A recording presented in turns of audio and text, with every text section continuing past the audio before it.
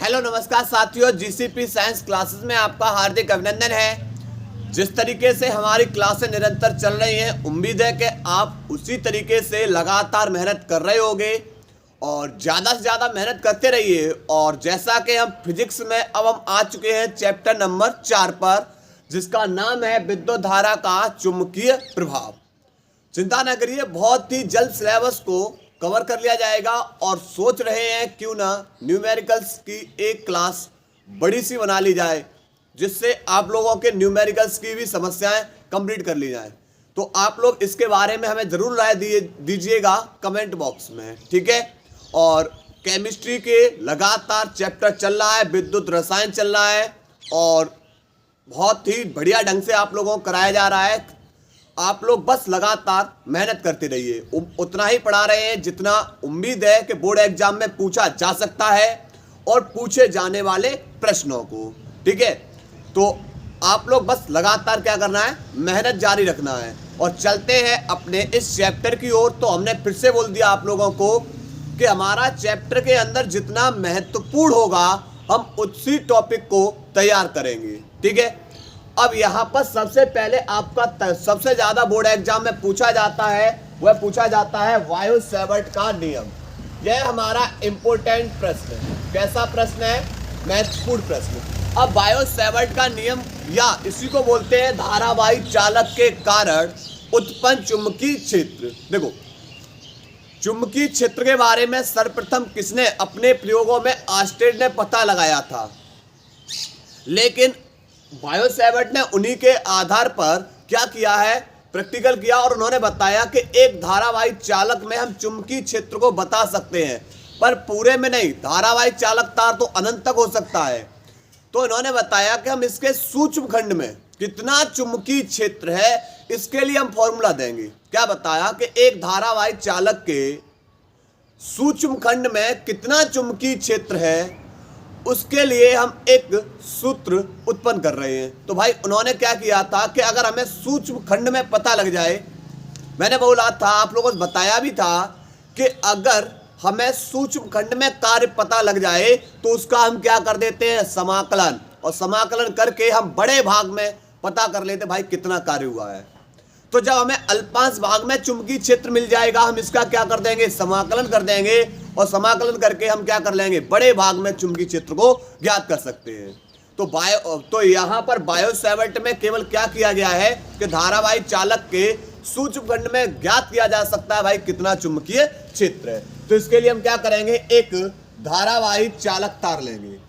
एक धारावाही चालक तार क्या लिया हमने, ए बी। अब तार किसी भी स्थिति में रखा हो सकता है। इस पूरे तार की लंबाई L है। पूरे तार की लंबाई कितनी है, L। तो हमने बेटा ले लिया इसका अल्पांश, क्योंकि वायु सेवर्ट ने क्या बताया, अल्पांश भाग में चुंबकीय क्षेत्र।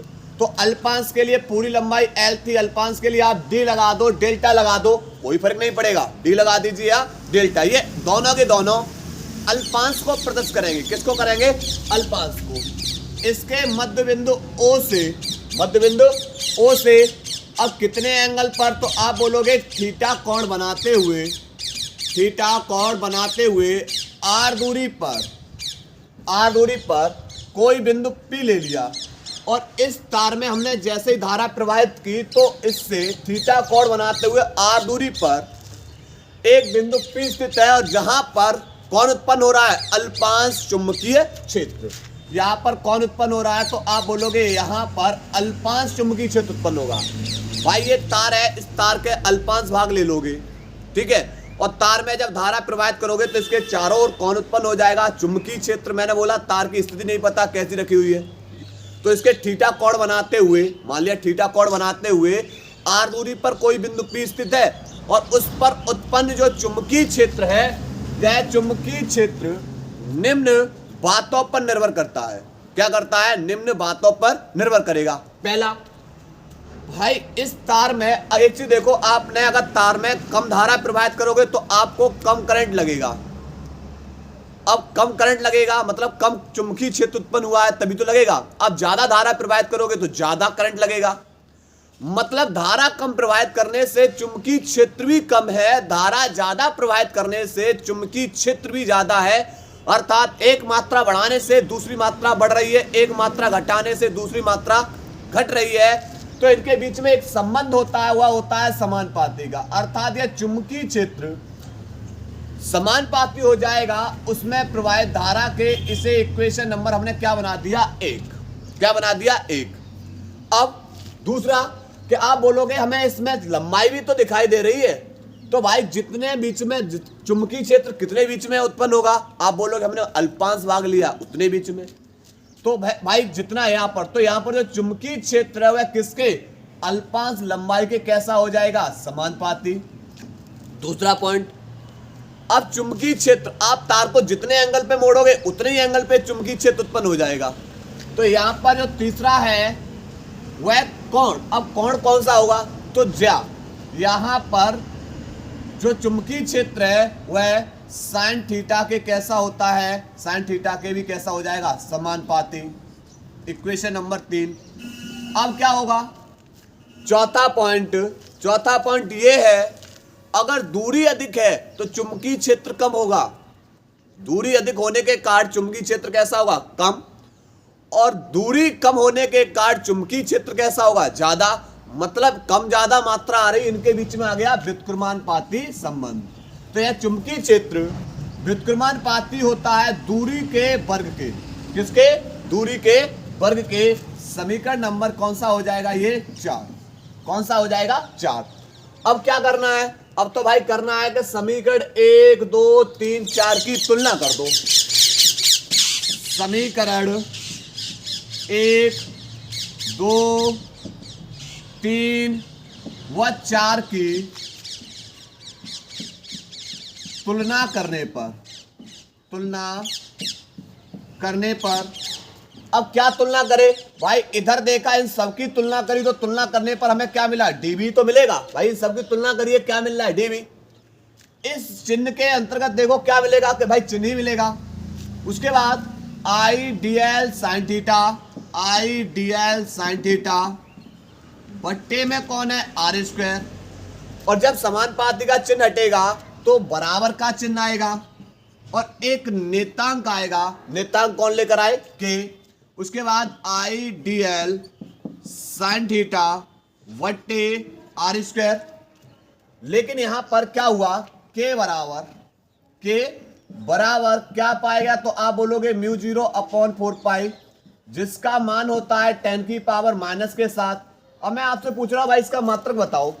भाई मैं क्या पूछ रहा हूं, इसका मात्रक बताओ। तो मात्रक की कहानी आगे रहेगी भाई, मात्रक को भी तो निकालना सिखाना है आपको, क्योंकि ये बहुत बार पूछा जाता है। तो मात्रक के लिए हमने जगह छोड़ दी इसकी, ठीक है। तो इसका मान लगाएंगे dv बराबर के की जगह लगाएंगे μ0 अपॉन 4 उसके बाद I D L sine theta बट्टे आर स्क्वायर। तो ये होता है अल्पांश भाग में चुंबकीय क्षेत्र के लिए फॉर्मूला। मात्रक हो जाएगा इसका टेस्ला, दूसरा मात्रक इसका होता है वेबर प्रति मीटर स्क्वायर, और तीसरा मात्रक होता है इसका एम्पियर, न्यूटन प्रति एम्पियर मीटर, न्यूटन प्रति एम्पियर मीटर। क्लियर। तो ये इसके किसके, चुंबकीय क्षेत्र के 3 मात्रक हो गए, टेस्ला, वेबर प्रति मीटर स्क्वायर और तीसरा न्यूटन प्रति एम्पियर मीटर। क्लियर। लेकिन अब हमारी कहानी ये आ रही है कि हम भाई मात्रक बताना है हमें μ0 अपॉन 4 यानी μ0 का मात्रक बताना है।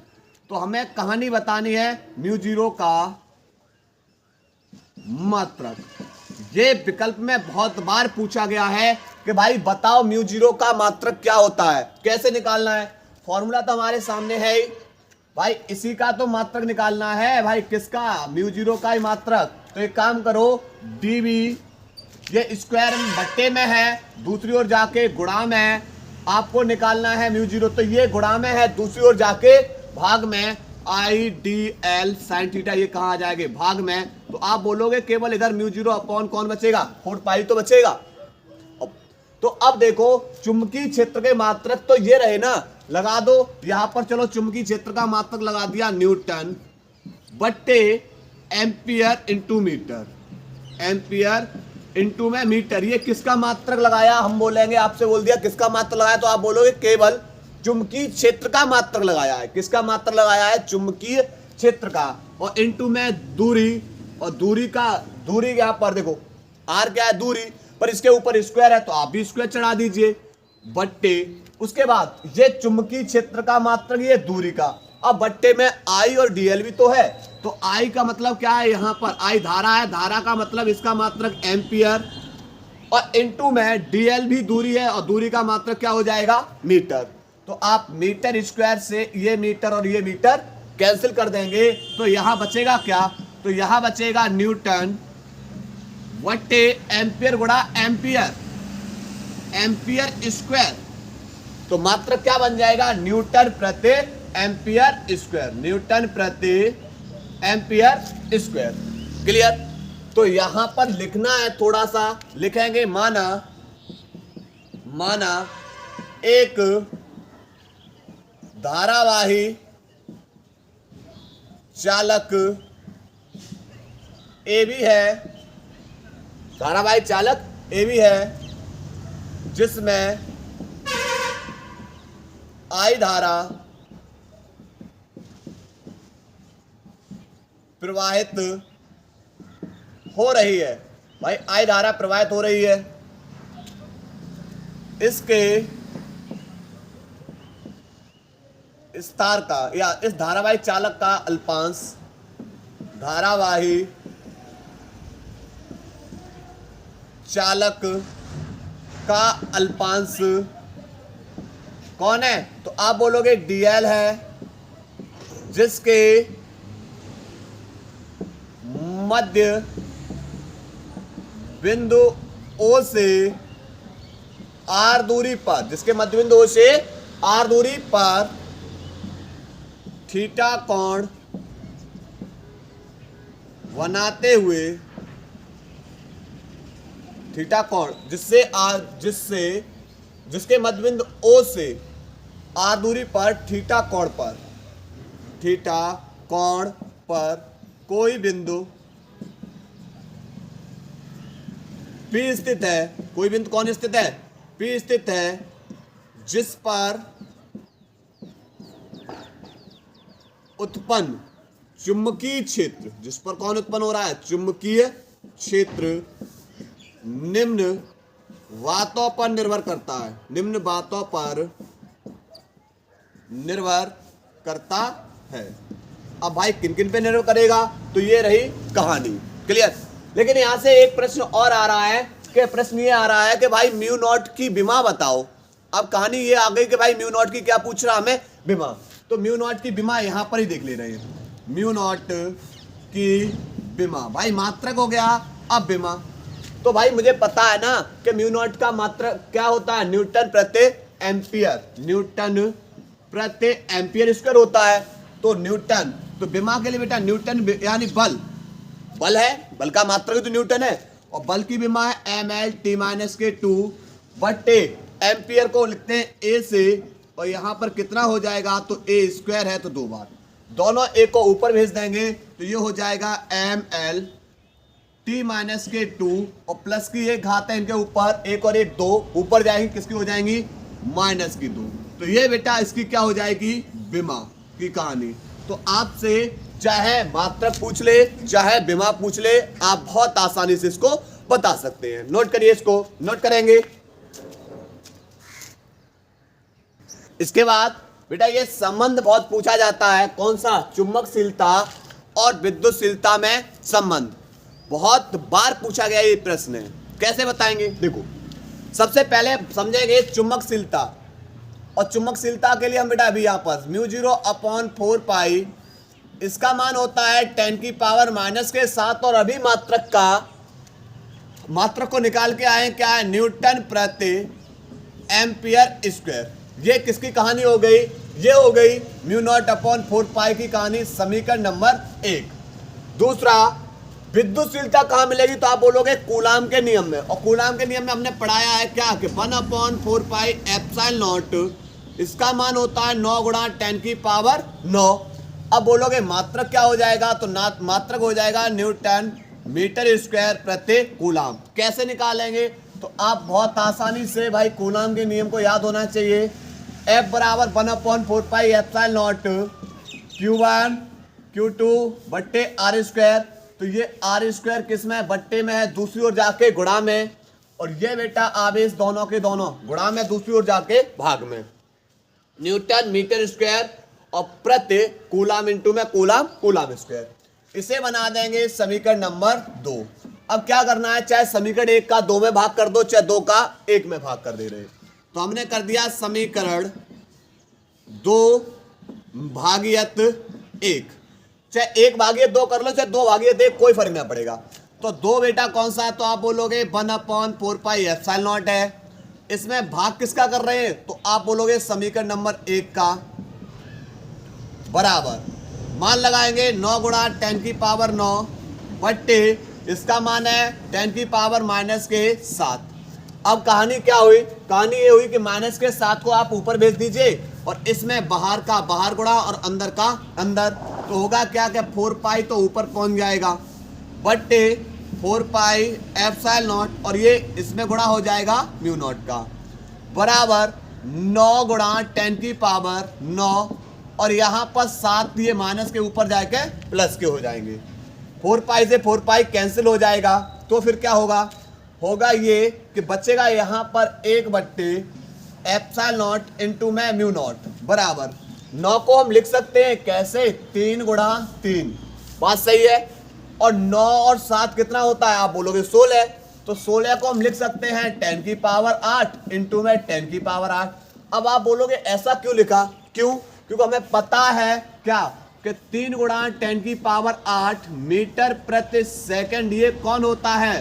प्रकाश का वेग। ये 2024 के सेटों में प्रश्न है। कौन होता है? प्रकाश का वेग होता है। ठीक है।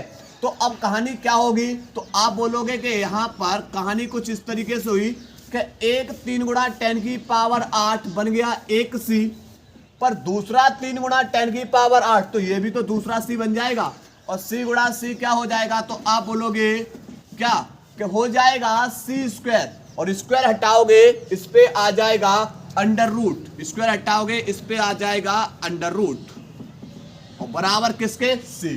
तो यहां से c बराबर निकलेगा 1 बट्टे अंडर रूट में हो जाएगा एप्सिलॉन नॉट इंटू में म्यू नॉट।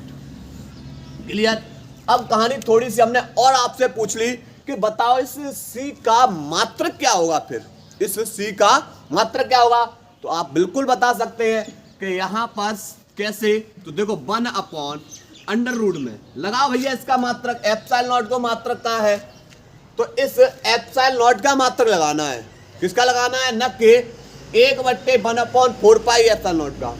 एप्सिलॉन नॉट का मात्रक निकालना है। तो आप बोलोगे क्या ये इसको इधर भेज दो, एप्सिलॉन नॉट को f की जगह भेज दो, और f को भेज दो किसकी जगह? एप्सिलॉन नॉट की जगह Q1 Q2 बट्टे आर स्क्वायर। तो आप बोलोगे 1 बट्टे भाई 4 पाई तो कांस्टेंट है, बल का मात्रक हो जाएगा न्यूटन, और इनटू में कूलाम, आवेश का मात्रक कूलाम है, तो कूलाम गुणा कूलाम तो क्या हो जाएगा? कूलाम स्क्वायर, और दूरी का मात्रक मीटर तो मीटर स्क्वायर। तो ये हो जाएगा कूलाम स्क्वायर वट्टे newton into metre, newton into में मीटर स्क्वायर, न्यूटन इंटू में मीटर स्क्वायर। और इसके बाद अब आप बोलोगे म्यू नॉट का मात्रक क्या है? तो म्यू नॉट का मात्रक तो यही रहेगा न्यूटन, न्यूटन प्रति एम्पियर, न्यूटन प्रति एम्पियर स्क्वायर का मतलब है नीचे आ जाएगा बट्टे में एम्पियर स्क्वायर। ठीक है। तो अब क्या होगा? होगा ये कि न्यूटन से तो बेटा न्यूटन कैंसिल, न्यूटन से न्यूटन कैंसिल हो जाएगा, तो फिर बचेगा क्या? तो मैं इसको, इस मात्रक को मैं यहां लिख दे रहा हूं। ठीक है। तो आप बोलोगे रूट से 1 बट्टे रूट से कूलाम बाहर आ जाएगा, क्योंकि स्क्वायर है तो 2 है कूलाम, तो 1 कूलाम बाहर आ गया। फिर इसके बट्टे में है ये तो 1, और बट्टे में फिर इसके बट्टे में कौन है? आप बोलोगे मीटर स्क्वायर है, तो 1 मीटर बाहर आ जाएगा। फिर बोलोगे आप एम्पियर स्क्वायर है, तो 1 एम्पियर बाहर आ जाएगा। अब इसको क्या कर देंगे? ऊपर भेज देंगे। क्या कर देंगे? ऊपर भेज देंगे। तो अब ऊपर भेज देंगे तो होगा क्या? कहानी होगी यहां पर एम्पियर मीटर प्रति कूलम, एम्पियर मीटर प्रति कूलम। तो ये इसका क्या हो जाएगा, प्रकाश के वेग का मात्रक हो जाएगा, इसका मात्रक हो जाएगा, ठीक है। और दूसरा मात्रक क्या है, मीटर प्रति सेकंड, ठीक है। तो यहां पर ये कहानी उतारिए, उसके बाद आगे डेरिवेशन चल रही है, नोट करिए इसको। इसके बाद एक बहुत ही महत्वपूर्ण डेरिवेशंस कराने वाले हैं, यानी दो डेरिवेशन लगातार, एक वृत्ताकार कुंडली के कारण, कुंडली के केंद्र पर और कुंडली के अक्ष पर, मतलब यहां पर चुंबकीय क्षेत्र की गणना करनी है। और एक डेरिवेशन ये है कि परिमित लंबाई के ऋजरेखी धारावाही चालक के कारण, यानी एक सीधे चालक तार के कारण, अब कितना लंबा हो सकता है, अनंत लंबाई का धारावाही चालक तार है, और जिसके कारण हमें किसकी गणना करनी है, चुंबकीय क्षेत्र की गणना करनी है। तो उसके बाद फिर हमारे इसी टॉपिक के अंदर आता है एम्पियर के परपति नियम। तो चिंता ना करिए, उम्मीद यही कर रहे हैं कि इसको हम पूरा फाइनल ही करेंगे, ठीक है। उसके बाद तब बेटा देखो यहां से क्या हुआ कि परिमित लंबाई, सबसे पहले इसके स्टेप टू स्टेप वर्क को समझते रहना कि कैसे हम स्टेप स्टेप वर्क धीरे धीरे कर रहे हैं, ठीक है। देखो सूक्ष्म कोण के लिए, आप जब भी कोण सूक्ष्म होता है तो इसके लिए आप किस स्थिति को लेते हैं, तो आप बोलोगे साइन थीटा। किसको लोगे, साइन थीटा के लिए, ठीक है। और अगर लंबवत की स्थिति आ जाए तो टेन ले लेना है, ठीक है। देखो सबसे पहले करना क्या है, एक अनंत लंबाई का एक धारावाही चालक तार ले रहे हैं। अनंत लंबाई का क्या लेंगे, एक धारावाही चालक तार। मान लिया धारावाही चालक तार x y है अनंत लंबाई का। चित्र को थोड़ा सा विशेष ध्यान से समझना, क्योंकि गणना आपकी चित्र पे ही होती है, ठीक है। इस तार में आप जब धारा प्रवाहित करोगे, तार में किसको प्रवाहित करोगे, धारा, तो इस तार में जब बेटा धारा प्रवाहित करोगे तो इसके चारों ओर चुंबकीय क्षेत्र उत्पन्न होगा। आप बोलोगे बिल्कुल उत्पन्न होगा। तो मान लिया इस तार के मध्य बिंदु O से कैपिटल R दूरी पर, कितनी, कैपिटल R दूरी पर, आप R मान लो, X मान लो, कुछ भी मान लो, कैपिटल R दूरी पर एक बिंदु P स्थित है, और इसी बिंदु पर कौन उत्पन्न हो रहा है, चुंबकीय क्षेत्र। और इसी चुंबकीय क्षेत्र की हमें क्या करनी है, गणना करनी है।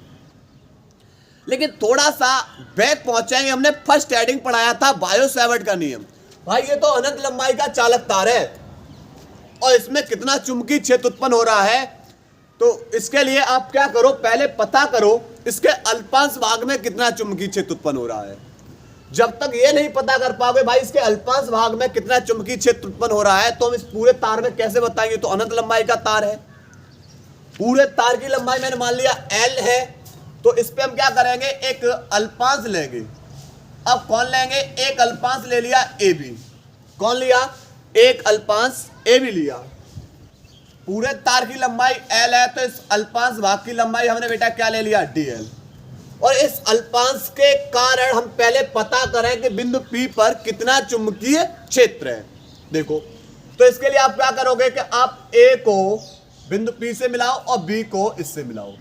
तो यहां पर क्या होगा, ये एक एंगल बन गया, ये O और B के बीच में एक कोण बना, इस कोण को हमने बोल दिया अल्फा। क्या बोल दिया, अल्फा। तो ये अल्फा है, तो ये तो सूक्ष्म कोण है ना, ये वाला कौन है, सूक्ष्म कोण। तो सूक्ष्म कोण ये क्या हो जाएगा, तो आप, मैं बोल दे रहा हूं, ये है कोण हमारा डी अल्फा। सूक्ष्म के लिए हमने क्या बताया था, किसको लगा देंगे, डी को, ठीक है। उसके बाद अब क्या करना है भाई, ये दूरियां देखो, इस बिंदु B से P तक की दूरी और बिंदु A से P तक की दूरी देखो क्या बराबर है, एक दूरी ये रही और एक दूरी ये रही। तो आप बोलोगे दूरी बराबर नहीं है, बराबर दूरी करने के लिए हम क्या करेंगे, लंब डाल देंगे। क्या डाल देंगे, लंब डाल देंगे, ठीक है। तो हमने क्या करेंगे, इस पर एक लंब डाल देंगे, ये, और ये पॉइंट दे दिया हमने क्या, C। क्या दे दिया, C। अब C से बिंदु P तक की दूरी, B से बिंदु P तक की दूरी कैसी हो जाएंगी, बराबर। मान लिया ये दूरी कितनी है, B से और बिंदु P तक की दूरी R, और C से बिंदु P तक की दूरी ये भी कौन सी हो जाएगी, R हो जाएगी, ठीक है। उसके बाद अब बात करेंगे इस पे कि भाई ये कोण कैसे निकालेंगे, ये कोण। तो एक चीज बताओ, ये पूरा कितना कोण होता है, तो आप बोलोगे 180 अंश। कितना होता है, 180 अंश। और 180 अंश में अगर ये कोण थीटा है, ये वाला कोण कैसा है, थीटा है, ये कोण कितना है, थीटा, तो आप बोलोगे फिर ये वाला कोण कितना हो जाएगा।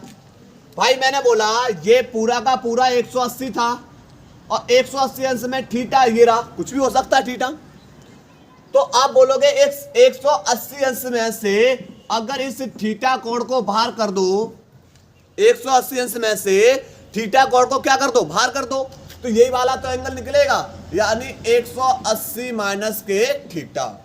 इतने पहले चित्र को समझना है, उसके बाद आगे की कहानी को बताएंगे। क्या बताया हमने बताया सबसे पहले एक अल्पांश लो इस पे, और उस अल्पांश के काट बिंदु P पर किसको गणना करनी है, हमने बोला आपसे कि चुंबकीय क्षेत्र की गणना करनी है। पहले पता करो कितना है, उसके बाद जब ये अल्पांश भाग ये नहीं है, अल्पांश भाग ये है, मैं डॉटेड लाइन से दर्शा दे रहा हूं, ये अल्पांश भाग यही तो है, तो ये अल्पांश भाग नहीं है, तो ये अल्फा कोण है, तो इस अल्पांश भाग में ये कोण कितना हो जाएगा, आप बोलोगे डी अल्फा हो जाएगा। उसके बाद भाई दूरी को बराबर करना है, इसलिए हमने एक लंब डाला सी से पी तक और बी से पी तक दूरी बराबर करने के लिए, तो यहाँ पर उसके बाद फिर ये त्रिभुज एक और बन गया, तो ये वाला हमने बोला कि ये सरल रेखा होती है 180 अंश, इसमें ये वाला कोण अगर थीटा है तो 180 में थीटा हटा दीजिए, तो जो बचेगा कोण वो यही बचेगा। ठीक है, सबसे पहले लेंगे त्रिभुज ए बी सी में पहला त्रिभुज हल करेंगे, फिर दूसरा त्रिभुज हल करेंगे, उसके बाद ये तीसरा त्रिभुज, क्योंकि हमें 3 त्रिभुज दिखाई दिए। कितने दिखाई दिए, 3, पहला, दूसरा और तीसरा। सूक्ष्म के लिए साइन, सूक्ष्म के लिए साइन, और फिर किसको लेंगे, दूसरे वाले को कॉस। ठीक है, देखो सबसे पहले त्रिभुज ए बी सी में, त्रिभुज ए बी सी में अब कैसे करना है इसको हल, बहुत आसान तरीके से करेंगे, चिंता ना करिए। ए बी सी में त्रिभुज को बाहर निकाल लीजिए, त्रिभुज को बाहर निकाला, कुछ कहानी इस तरीके से, यहां से त्रिभुज को बाहर निकालेंगे, ये रहा, ये रहा त्रिभुज ए बी सी, ये सी पॉइंट, ये बी पॉइंट और ये ए, ये अल्पांश है डीएल, अल्पांश है डीएल, ये वाला कोण है कितना 180 माइनस के थीटा। तो कोण के सामने वाली भुजा हमेशा कौन सी लेनी है, लंब। कोण के सामने वाली भुजा कौन सी लेनी है, लंब। यहां बन रहा है 90, तो 90 अंश के सामने वाली भुजा कौन सी होती है, कर्ण। कौन सी होती है, कर्ण। और साइन थीटा बराबर क्या होता है, तो साइन थीटा बराबर होता है, आप बोलोगे लंब वट्टे कर्ण। कैसे, लाल बट्टे कक्का से, एल ए एल बट्टे के ए, आप हाई स्कूल में पढ़ के आए होंगे। लंब बट्टे कर्ण ये कौन हो जाता है, साइन। आधार बट्टे कर्ण ये कौन हो जाएगा, कॉस। लंब बट्टे आधार ये कौन हो जाएगा, टेन। ठीक है, एल ए एल बट्टे के ए से। तो हमें साइन चाहिए भाई, साइन थीटा बराबर होता है लंब बट्टे कर्ण। अब एक चीज बताओ, लंब कौन है, तो लंब बोलोगे आप बी सी, बट्टे कर्ण वाली भुजा, कर्ण वाली भुजा बोलोगे आप ए बी। उसके बाद थीटा कौन है, तो आप बोलोगे थीटा है बेटा हमारा 180 माइनस थीटा, तो साइन 180 माइनस के थीटा। तो आप बोलोगे साइन 180 माइनस थीटा होता है हमारा साइन थीटा। क्या होता है, साइन थीटा बराबर ए बी बराबर बी सी, बराबर कौन बेटा हमारा बी सी बट्टे ए बी कितना है, तो आप बोलोगे डी एल। कौन है हमारा, डी एल। तो इसे क्या करो, हम BC को निकाल लेंगे, बट्टे कर लो क्रॉस मल्टीप्लाई, तो BC बराबर हो जाएगा DL साइन थीटा। BC बराबर कौन हो जाएगा, DL साइन थीटा। ठीक है, इसे इक्वेशन नंबर 1, इक्वेशन नंबर 1 दे दिया पहला त्रिभुज। अब दूसरा त्रिभुज हल करेंगे, त्रिभुज BPC में, त्रिभुज BPC में, तो त्रिभुज BPC में अब दूसरा त्रिभुज निकालेंगे। अब दूसरा त्रिभुज कैसे हल करेंगे, त्रिभुज को बाहर निकाल लीजिए भाई, किस तरीके से, कुछ इस तरीके से। ये रहा हमारा PBC, और यहां पर कौन कौन सा, ये रहा D अल्फा। कौन के सामने वाली भुजा तुरंत बोलोगे आप लंब, तुरंत क्या बोलोगे, लंब। यहां ये रहा 90, देखो 90 अंश का एंगल है, जहां L आकृति बन जाए, उसके सामने वाली भुजा कौन सी हो जाएगी, आप बोलोगे कर्ण। और ये दूरी कितनी है, तो आप मैंने बताया बेटा कितनी दूरी मानी थी, स्मॉल आर, ठीक है। और सूक्ष्म कोण है इसलिए फिर से लगाएंगे साइन, तो साइन और थीटा की जगह डी अल्फा बराबर लंब वाली भुजा हमारी बीसी है वटे कर्ण वाली भुजा हमारी बीपी है। अब जब भी सूक्ष्म कोण हो, सूक्ष्म कोण की स्थिति में साइन थीटा लगभग बराबर किसके हो जाता है, थीटा के। किस स्थिति में, सूक्ष्म कोण की स्थिति में। सूक्ष्म कोण की स्थिति में क्या होगा, साइन थीटा लगभग बराबर हो जाता है थीटा के। तो साइन डी अल्फा बराबर हो जाएगा डी अल्फा के बराबर बी सी बट्टे बी से पी तक की दूरी आप बोलोगे स्मॉल आर। किसको बोलोगे, स्मॉल आर। तो ये स्मॉल आर बट्टे में है, दूसरी ओर जाके गुणा में हो जाएगी, तो बी सी बराबर हो जाएगा डी आर डी अल्फा। क्या हो जाएगा, आर डी अल्फा। समीकरण नंबर 2 क्लियर। कितना हो जाएगा, समीकरण नंबर 2। अब समीकरण 1 और 2 की तुलना करने पर, समीकरण 1 व 2 की तुलना करने पर, अब भाई जब तुलना करोगे तो क्या देखोगे, आप बोलोगे सर इनकी LHS बराबर है, और भाई LHS बराबर है तो आप RHS बराबर कर लो। जब इसकी LHS बराबर है तो आप किसको बराबर कर लो, RHS को। तो RHS में कौन है, तो आप बोलोगे DL sin theta, DL sin theta. भाई बराबर किसके कर दो, इसके RHS के बराबर हो जाएगा RD अल्फा के। यहां से समीकरण नंबर 3। तो हमने क्या किया, दो त्रिभुज हल किए, दोनों को इक्वल कर दिया, भाई ये निकाल दिया। अब इसके बाद आ जाएंगे किस पे, त्रिभुज OPB में, त्रिभुज OPB में। अब इस त्रिभुज के अंदर कहानी चलेगी, तो इस त्रिभुज के अंदर की कहानी समझ रहे इधर, ठीक है। देखो इधर कैसे हल करेंगे, अब निकाल लो बेटा इस त्रिभुज को। तो आप बोलोगे त्रिभुज को निकालेंगे कुछ कहानी इस तरीके से, ये रहा हमारा त्रिभुज, ठीक है। यहां पर ये कोण है हमारा अल्फा POB, दूरी R, ठीक है, और ये दूरी कैपिटल R। अब कोण के सामने वाली भुजा कौन होते हैं, तो आप बोलोगे कोण के सामने वाली भुजा होती है हमारी लंब।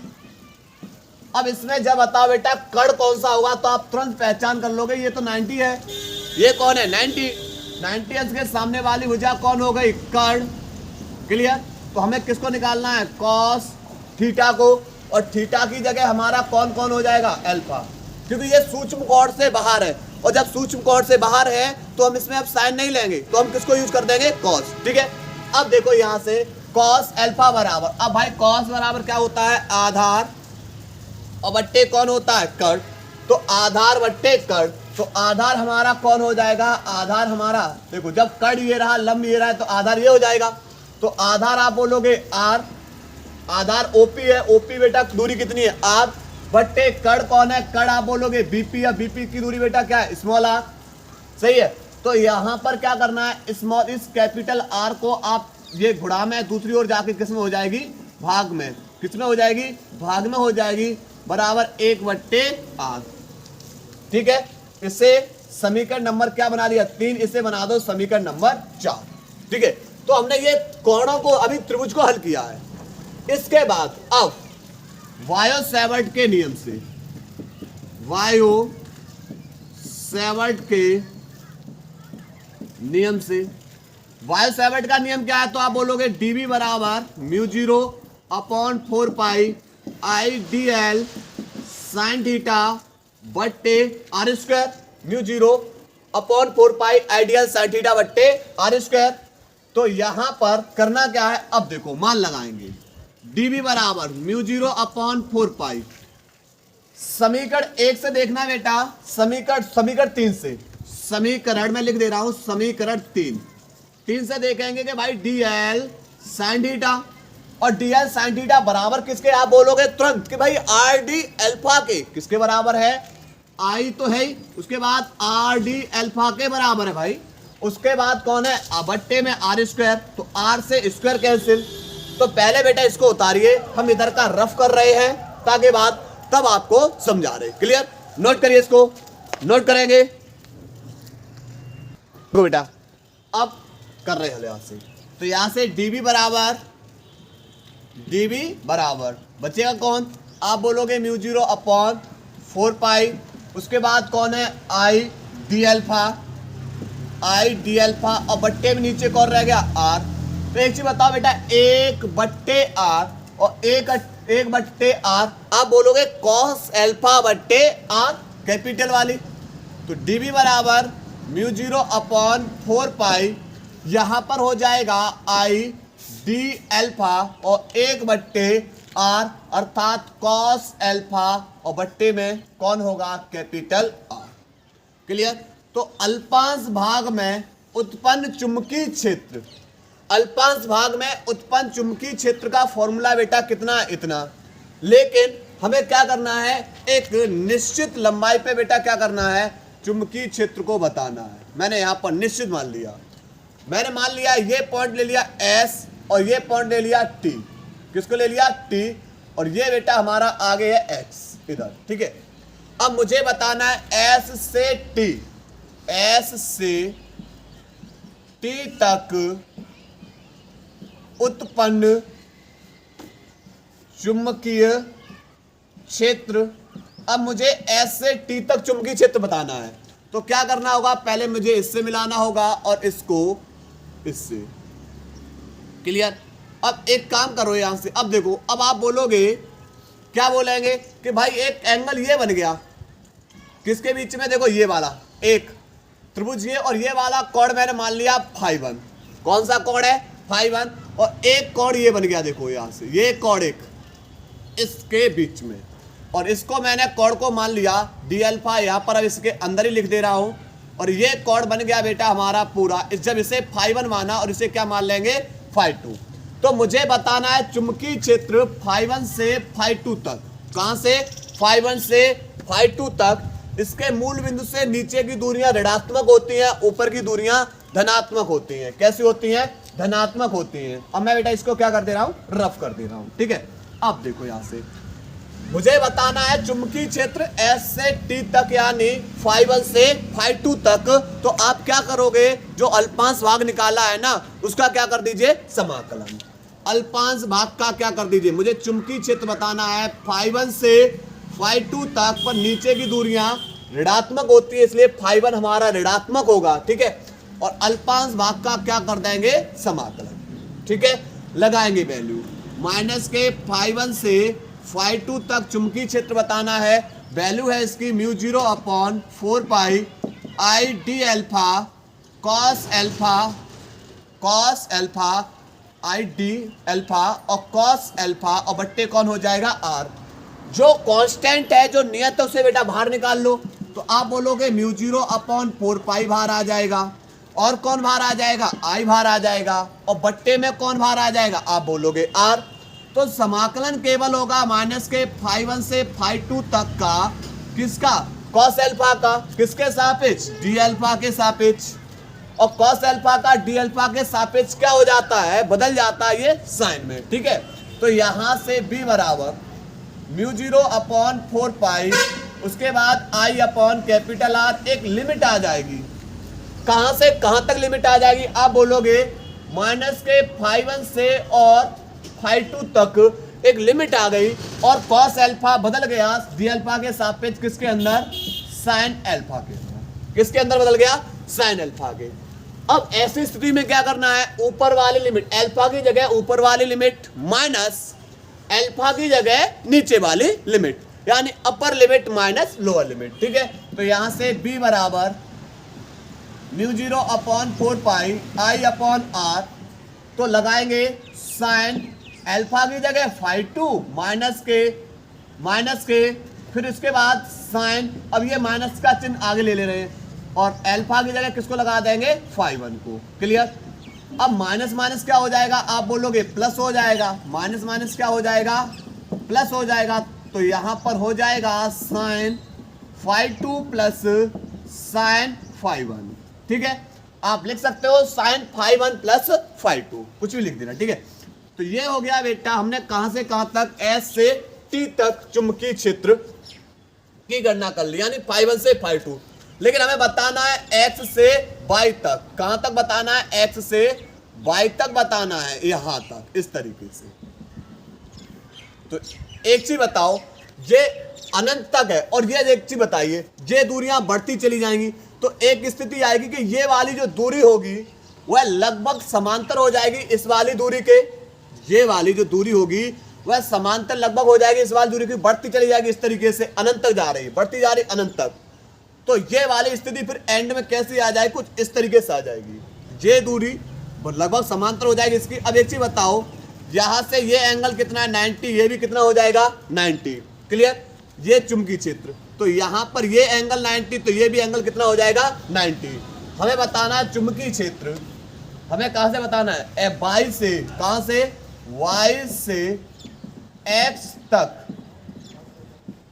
चुंबकीय क्षेत्र। कहां से? y से x तक चुंबकीय क्षेत्र बताना है।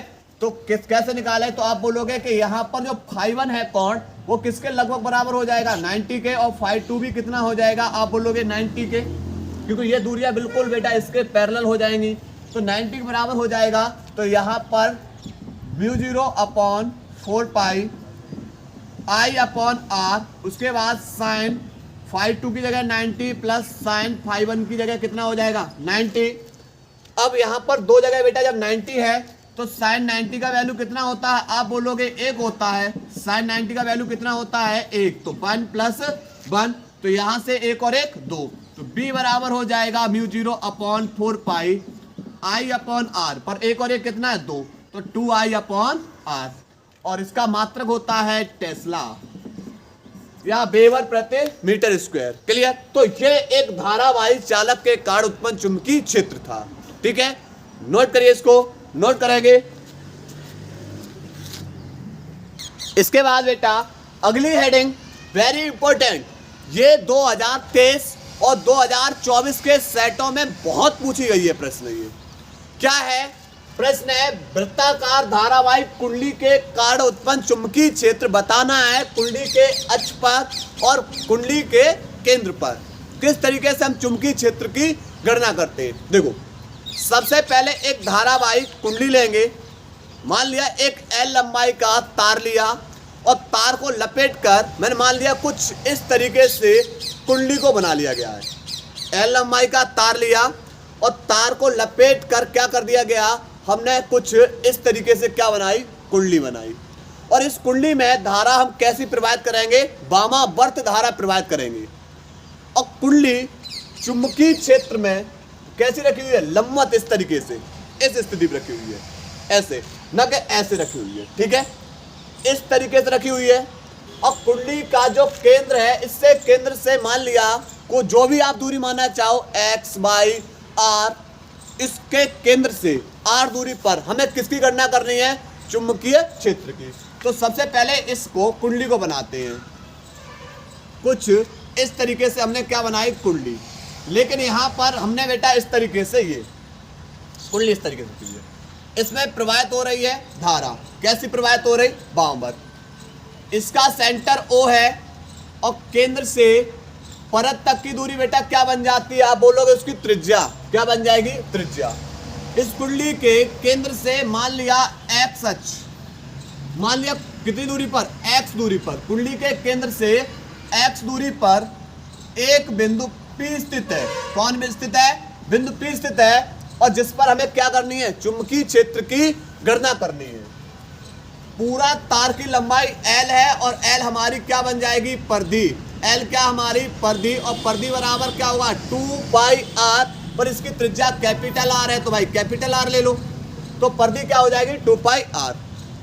लेकिन एक चीज बताओ, इस पूरी कुंडली कितना लंबा तार है? पता नहीं। कितनी बड़ी कुंडली है? पता नहीं। पूरी कुंडली में हमें चुंबकीय क्षेत्र बताना है, तो पहले बेटा क्या करें? कुंडली पे हम अल्पांश भाग ले रहे हैं, और उस अल्पांश के कारण हम क्या करेंगे? चेक करेंगे बिंदु P पर कितना चुंबकीय क्षेत्र है, और उसका क्या कर दो? समाकलन, संपूर्ण भाग निकलाएगा। तो कुंडली पर एक अल्पांश हमने बेटा ये ले लिया AB। पूरे तार की लंबाई L है अल्पांश, लेकिन अल्पांश क्या हो जाएगा? L के आगे क्या लगा दो? D। ऐसे हम यहाँ पर भी ले सकते हैं, आपकी इच्छा। आप बेटा पूरी कुंडली पे कहीं पर भी ले सकते हो। इस तरीके से इस पे बहुत छोटे छोटे से अल्पांश ले सकते हो। ठीक है, आप बिंदु को इससे मिलाओगे, बिंदु पी से, किससे मिलाओगे, बिंदु पी से मिलाओगे इस तरीके से। ठीक है, बिंदु पी, ऐसे इसको, इस भाग को भी अल्पांश को कहाँ मिलाओगे, बिंदु पी से। ये एंगल बेटा थीटा, ये एंगल भी कितना है, थीटा। क्लियर। यहां पर जब ये दूरी बेटा आर है तो ये भी दूरी कितनी हो जाएगी, आर। ये एंगल 90, थीटा के सामने वाली भुजा होती है लंब, 90 अंश के सामने वाली भुजा कौन सी हो जाएगी, कर्ण। तो ये फिर कौन होगा, आधार। अब मैं आपसे पूछेंगे बेटा ये बताओ, ये अल्पांश से बिंदु पी तक की दूरी बताओ, अल्पांश भाग से बिंदु पी तक की दूरी। तो आप बोलोगे कर्ण बराबर हम निकाल लेंगे अंडर रूट में लंब का वर्ग प्लस आधार का वर्ग। अब आप बोलोगे लंब, लंब कौन है, हमारा आर दूरी है, तो आर का वर्ग प्लस आधार, आधार आप बोलोगे एक्स दूरी है तो एक्स का वर्ग। क्लियर। तो कर्ण बराबर क्या होता है, अंडर रूट में लंब का वर्ग प्लस आधार का वर्ग। तो ऐसे यहां पर निकाल लेंगे, सेम यही रहेगा। अंडर रूट में कर्ण बराबर अंडर रूट में लंब, लंब बेटा ये रहा आर, लंब का वर्ग प्लस आधार हमारा कौन है, एक्स, तो एक्स का वर्ग। ठीक है, तो यहां पर ये कहानी निकाल ली। अब मुझे क्या करना है, इस बिंदु P पर चुंबकीय क्षेत्र की दिशा निकालनी है कि भाई चुंबकीय क्षेत्र किस दिशा में है। देखो वृत्ताकार कुंडली है, धारा वामावर्त प्रवाहित हो रही है। धारा कैसे प्रवाहित हो रही है, वामावर्त, इस तरीके से। अब देखो धारा जब ऐसे प्रवाहित हो रही है, पॉइंट P इधर ये रहा, हथेली की दिशा बताएगी चुंबकीय क्षेत्र की दिशा को। हथेली दिशा किधर है, देखो पॉइंट P ये रहा, अंगूठा धारा की दिशा में रहेगा, हथेली दिशा होगी बाहर की ओर। तो ध्यान रखना है जब भी हमें चुंबकीय क्षेत्र की दिशा बतानी है तो आप दाएं हाथ की हथेली का नियम, अंगूठा को धारा की दिशा में, उंगलियां उस पॉइंट की ओर कर दो, उस बिंदु की ओर संकेत करेंगी जिधर चुंबकीय क्षेत्र है, हथेली बताएगी चुंबकीय क्षेत्र की दिशा को। ऐसे ये होगी बेटा डायरेक्शन ऊपर। ऐसे अब धारा इस तरीके से प्रवाहित हो रही है वामावर्त। अब अंगूठा धारा की दिशा में, हथेली वो उंगलियां पॉइंट P की ओर, हथेली दिशा किधर है, हल्का सा तिरछा इधर, ये। क्लियर। तो अल्पांश चुंबकीय क्षेत्र यहां पर भी है, अल्पांश चुंबकीय क्षेत्र दिशा ये रही। ठीक है, अब इसके बाद करना क्या है, इसको आगे बढ़ा दे रही है और यहां पर एक लंब डाल दे रहे। क्या डाल दिया, लंब। अब आपसे पूछेंगे कि भाई ये एंगल बताओ कितना होगा, ये एंगल बताओ कितना होगा। तो आप बोलोगे कि यहां से देखा हमने, ये तो लंब डाला है, लेकिन इसमें ये तो थीटा एंगल है ये वाला। तो आप बोलोगे पूरा तो 90 है ना, पूरा 90 है, 90 में से ये एंगल कितना है, थीटा। जब 90 में से ये एंगल थीटा है तो ये कितना बचेगा, आप बोलोगे 90 माइनस के थीटा। तो ये वाला कोण हो जाएगा 90 माइनस के थीटा। तो जब ये 90 माइनस थीटा तो ये भी कितना हो जाएगा, 90 माइनस के थीटा। अब बात करेंगे इन कोणों की, बात करेंगे इन कोणों की। तो अब ये कोण कितने हैं, ये वाला। तो आप बोलोगे ये वाला 90 है, ये वाला क्या है, 90 है, और 90 में से ये 90 माइनस के थीटा है। तो हमें ये वाला कोण बताना है। तो आप बोलोगे पूरे 90 में से घटा देंगे 90 माइनस के थीटा को, माइनस का इसके अंदर गुणा करेंगे तो माइनस प्लस माइनस माइनस हो जाएगा, और माइनस माइनस क्या हो जाएगा, प्लस। तो आप ये प्लस माइनस कैंसिल हो जाएगा, बचेगा कौन, आप बोलोगे थीटा। तो ये एंगल कौन से निकलेंगे, थीटा। तो इस तरीके से पहले हमें क्या करना है, यहाँ। अब करना क्या है, अब इस घटक को अगर हमने इसके समांतर कर दिया, अभी डायरेक्शन घटक की ये है, घुमा के हमने किसे समांतर कर दिया, घटक को इस दिशा में ले आई इधर। थीटा कोण से जब आप दूर ले जा रहे हो घटक को तो कौन लेना है, कॉस। थीटा कोण से दूर ले जा रहे हो, कौन लेना है, कॉस। और इस घटक को घुमाया और इसके समांतर कर दिया, घटक को यहाँ पर ले आए। तो थीटा कोण पे अंदर की ओर घटक को लेकर जाओगे तो कौन लेना है, कॉस। थीटा कोण को अंदर, वो घटक को थीटा कोण पे अंदर की ओर ले जाओगे कॉस, बाहर ले जाओगे साइन। घटक को बाहर की ओर लेकर गए दिशा में साइन, अंदर की ओर डायरेक्शन लेकर आए तो ये हो जाएगा, कौन सा हो जाएगा, कॉस। तो dv कॉस थीटा। तो आप क्या देख रहे हो, हम देख रहे हैं कि बिंदु P पर दो तो घटक एक ही दिशा में है और दो घटक, दो समान घटक एक दूसरे के विपरीत हैं। जब दो समान घटक एक दूसरे के विपरीत हो जाएं, दो समान घटक एक दूसरे के विपरीत हो जाते हैं तो एक घटक दूसरे घटक को क्या कर देगा, निरस्त। तो बिंदु P पर कॉस तो क्या हो गए, निरस्त हो जाएंगे। जितने भी हम अल्पांश लेंगे इस सभी के कॉस तो क्या होते रहेंगे, निरस्त। बचेगा कौन, साइन, बचेगा कौन, साइन। ठीक है, तो सबसे पहले हल करना है बायो सेवर्ट के नियम से। क्या है बायो सेवर्ट का नियम, तो आप बोलोगे बायो सेवर्ट का नियम है dv बराबर mu 0 upon 4 pi I D L sine theta और बट्टे में कौन हो जाएगा, आर स्क्वायर। dv बराबर mu 0 upon 4 pi I D L sine theta बट्टे आर स्क्वायर। अब यहां से हल करेंगे। आर का मतलब अल्पांश से बिंदु P तक की दूरी। ठीक है, तो यहां पर लगाएंगे dv बराबर mu 0 upon 4 pi I D L.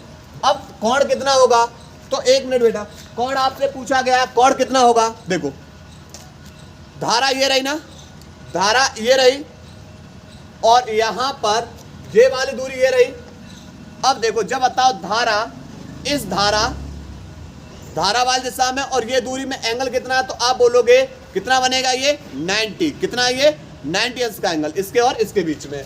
तो यहाँ पर थीटा की जगह कितना आ जाएगा, 90 आ जाएगा। साइन 90 बट्टे दूरी अल्पांश से बिंदु P तक की दूरी है अंडर रूट में आर स्क्वायर प्लस में एक्स स्क्वायर और इसके ऊपर क्या, स्क्वायर। तो स्क्वायर से अंडर रूट हट जाएगा और साइन 90 का वैल्यू कितना होता है, तो हमारा होता है बेटा साइन 90 का वैल्यू 1 और 1 का गुणा करेंगे तो यही रहेगा। तो आई डी एल बट्टे आर स्क्वायर प्लस में एक्स स्क्वायर। तो अल्पांश भाग में चुंबकीय क्षेत्र हमने पता किया कितना निकला, इतना। लेकिन हमें बिंदु P पर चुंबकीय क्षेत्र बताना है ना, तो यहां पर बिंदु P पर उत्पन्न चुंबकीय क्षेत्र, तो बिंदु P पर उत्पन्न चुंबकीय क्षेत्र B बराबर। अब यहां पर जरा देख रहे हैं कॉस तो कैंसिल हो रहे हैं, बचते कौन है, कौन से घटक बच रहे, dv साइन थीटा वाले। तो इसका क्या कर देंगे, dv साइन थीटा वाले घटक का क्या कर देंगे, समाकलन कर देंगे। dv साइन थीटा वाले घटक, क्योंकि कॉस जब घटक कैंसिल हो रहे हैं तो बचेगा कौन, dv साइन थीटा वाले घटक। तो इसका क्या कर देंगे, समाकलन। पर dv का वैल्यू तो हम निकाल चुके हैं ना, तो इस dv का वैल्यू यहाँ लगाइए, लगाएंगे mu 0 upon 4 pi I D L बट्टे आर स्क्वायर प्लस में एक्स स्क्वायर और साइन थीटा बराबर होता है लंब बट्टे कर्ण। साइन थीटा बराबर क्या लगाएंगे, लंब बट्टे कर्ण। तो b बराबर हो जाएगा समाकलन म्यू 0 अपॉन 4 पाई, उसके बाद आई डी एल बट्टे आर स्क्वायर प्लस में एक्स स्क्वायर इंटू। अब बेटा देखो लंब वाली भुजा आप बोलोगे ये रहा r, लंब वाली भुजा r, मैं बोल रहा बेटा कर्ण, तो कर्ण वाली भुजा ये रहा। तो एक चीज बताओ, रूट का मतलब क्या होता है, आप रूट का मतलब समझेंगे आधी घात। रूट का मतलब आधी घात, अर्थात R square plus X square की घात बेटा कितना हो जाएगा, 1/2। कितना हो जाएगा, 1/2। अब क्या होता है, गुणा में घातें जुड़ जाती है, गुणा में घातें क्या हो जाएंगी, जुड़ जाएंगी। तो यहां से b बराबर हो जाएगा समाकलन म्यू 0 अपॉन 4 पाई, उसके बाद आई डी एल बट्टे इस पे घात 1 और इस पे घात 1/2, तो 1 प्लस 1/2, तो 2 एकम 2 और 1 3। तो कितना हो जाएगा, R square plus X square की पावर कितना हो जाएगा, 3/2। क्लियर। उसके बाद अब करना क्या है, तो आप लोग एक काम करिए, पहले इसको उतारिए, इसके बाद रब करके तब हम समझा रहे। नोट करिए इसको। देखो बेटा यहाँ पर बेटा आर लिख लेना। क्यों, क्योंकि हमने लंब बट्टे कर्ण लगाया ना, तो हमने केवल R square plus X square को ऐड कर दिया था। ठीक है, ऊपर आर रहेगा। अब करना क्या है, जो चीज कांस्टेंट जो नियत होती है उसको क्या कर लेंगे, बाहर निकाल लेंगे। तो b बराबर किसको बाहर निकाल लेंगे, तो म्यू 0 अपॉन 4 पाई और आई आर बट्टे R square plus X square बाहर आ जाएगा और की पावर 3/2 ये बाहर आ जाएगा। फिर समाकलन करेंगे इसका, तो आप समाकलन करोगे dl का। किसका समाकलन करोगे, dl मतलब उसकी लंबाई का। और यहाँ पर dl के सापेक्ष, देखो d के सापेक्ष l का समाकलन क्या होता है, l, d के सापेक्ष l का समाकलन क्या हो जाएगा, आप बोलोगे l, और l हमारी क्या है, परिधि, और परिधि बराबर क्या लगाएंगे, 2 पाई r। तो यहाँ पर हो जाएगा mu 0 upon 4 pi I R, और इस l की जगह लगाएंगे 2 पाई r बट्टे R square plus X square की पावर 3/2। तो 2 पाई से 4 पाई 2 बार कैंसिल, क्लियर। तो यहाँ पर हो जाएगा mu 0 upon 2 I R square, R का गुणा आर में करेंगे आर स्क्वायर बट्टे R square plus X square की पावर 3/2। तो जब मुझे कुंडली के अक्ष पर चुंबकीय क्षेत्र को बताना होता है तो उसके लिए फॉर्मूला ये होता है, क्लियर। लेकिन हमें तो कुंडली के अक्ष के अलावा हमें बताना है कुंडली के केंद्र पर भी, कुंडली के केंद्र पर उत्पन्न चुंबकीय क्षेत्र। अब हमें कहा बताना है, कुंडली के केंद्र पर उत्पन्न चुंबकीय क्षेत्र। तो करना क्या होगा, हमें करना होगा इस बिंदु P को ले जाके रखना होगा इसके केंद्र पर। तो ले जाके रखेंगे तो ये सब जो x दूरी है वो कैसी होती जाएगी, कम होती जाएगी, और बिंदु O पर x दूरी कैसी हो जाएगी, शून्य।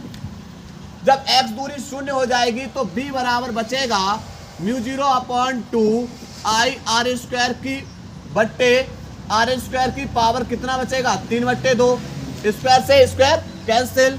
तो B बराबर mu 0 upon 2 I R square बट्टे आर की पावर 3 है, लिख सकते हैं आर इंटू में आर स्क्वायर। तो आर स्क्वायर से आर स्क्वायर कैंसिल। तो B बराबर बचेगा म्यू 0 अपॉन 2, उसके बाद आई अपॉन आर। और कुंडली के केंद्र पर चुंबकीय क्षेत्र के लिए फॉर्मूला ये होता है, क्लियर। तो ये वाली डेरिवेशन आपकी 2023 और 2024 के सेटों में बहुत बार पूछी गई है, क्लियर। तो नोट करेंगे, इसको नोट करिएगा।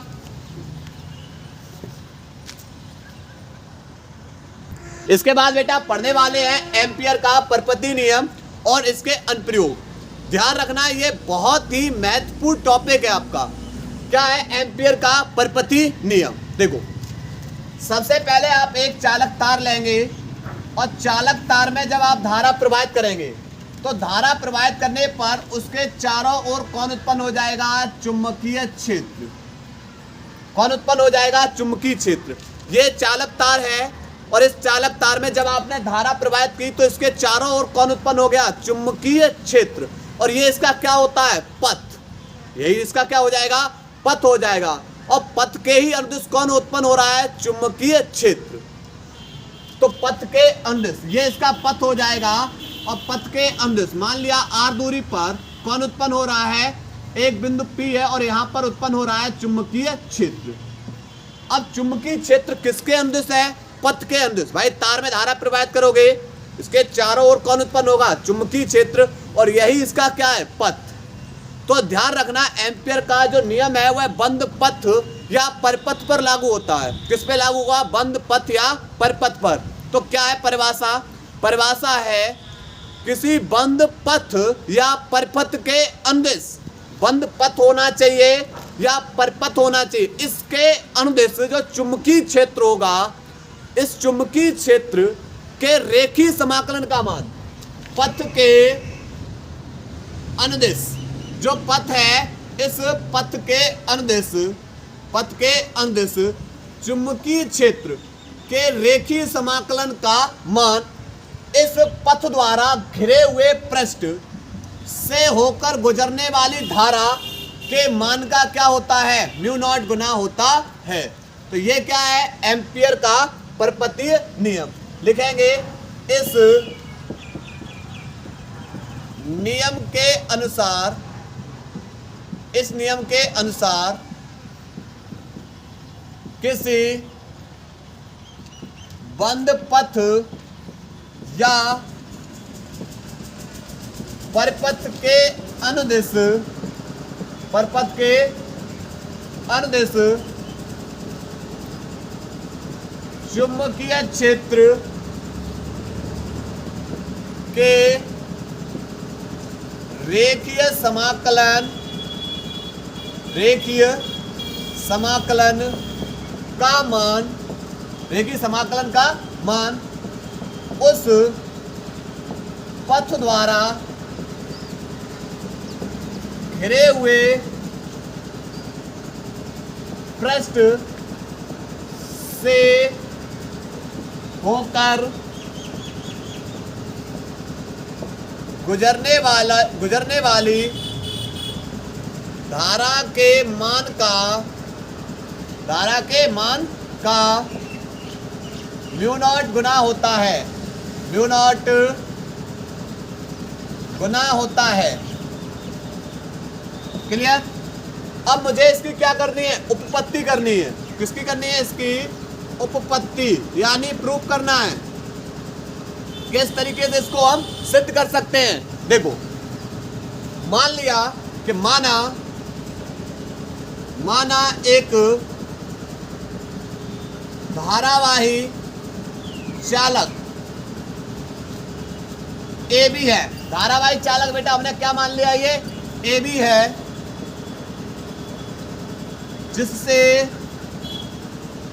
जिसमें आई धारा किधर से? नीचे से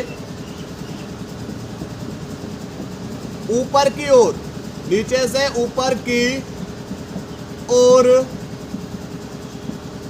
प्रवाहित हो रही है, नीचे से ऊपर की ओर प्रवाहित हो रही है। इसके